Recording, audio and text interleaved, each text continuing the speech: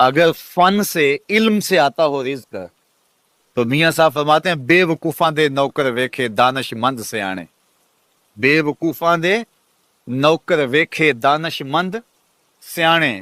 انگوٹھا چھاپ شخص ہوتا ہے اور MBA جو ہے تعلیم کے حامل اس کے منشی بیٹھے ہوئے ہوتے. تو پھر اگر علم سے کمال آتا ہوتا تو جو ہے وہ فن سے دولت ملتی ہوتی تو پھر اس انگوٹھا چھاپ کو کیسے ملتی؟ اور یہ جو اتنا تعلیم یافتہ ہے، ماہر معاشیات ہے، یہ تو تنخواہ پہ کام کر رہا ہے اور وہ جو ہے وہ دولت کا اسے حساب ہی نہیں ہے کہ کتنی ہے.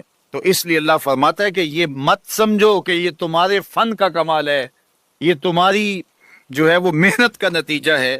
اللہ فرماتا ہے اولم یعلموا، کیا انہیں نہیں پتا ان اللہ یبسط الرزق لمن یشاء، جس کو چاہتا ہے اس کے لیے رزق کے دروازے کھول دیتا ہے، وَيَقْدِرْ، اور جس کے لیے چاہتا ہے اس کے لیے رزق کو تنگ کر دیتا ہے. کئی لوگ کتنی محنت کرتے ہیں نتیجہ زیرو، اور کچھ لوگ کچھ بھی نہیں کرتے، وہ مٹی کو ہاتھ لگائیں اور سونا ہو جائے، اور کئی سونے کو ہاتھ لگائیں تو مٹی ہو جائے. تو پھر کوئی طاقت کار فرما ہے نا جو مٹی کو سونا بنا دیتی ہے اور سونے کو مٹی بنا دیتی ہے. اللہ فرماتا ہے اس کو پہچانو، وہ کون ہے؟ وہ تمہارا رب ہے. مومن کا توکل اور مومن کا بھروسہ اللہ کی ذات پہ ہونا چاہیے.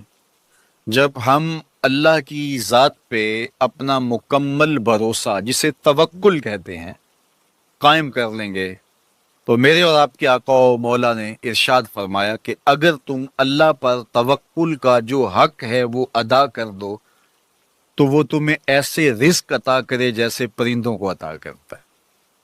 جب گھر سے نکلتے ہیں تو اس وقت وہ خالی پیٹ ہوتے ہیں، اور جب واپس آتے ہیں تو کبھی بھی کوئی جانور بھوکا واپس نہیں آیا.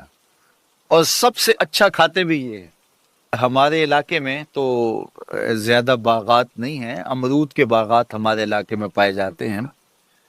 تو امرود کے باغ میں جو اگر کوئی دیہات کا شخص ہو یا جس کا امرودوں کا باغ ہو یا امرودوں کے باغ میں اس کا آنا جانا رہا ہو، اس سے پوچھئے کہ سب سے اچھا پھل امرود کے پیڑ پہ اچھا دانہ کون سا ہوتا ہے.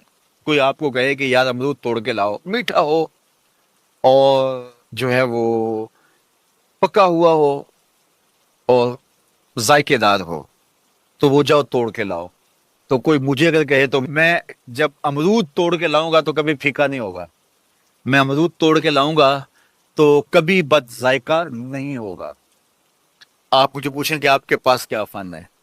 میرے پاس فن یہ ہے کہ میں نے امرودوں کے باغوں میں جو ہے وہ بچپن گزارا ہے اور مجھے پتا ہے کہ اچھا اور پکا پھل کون سا ہوتا ہے.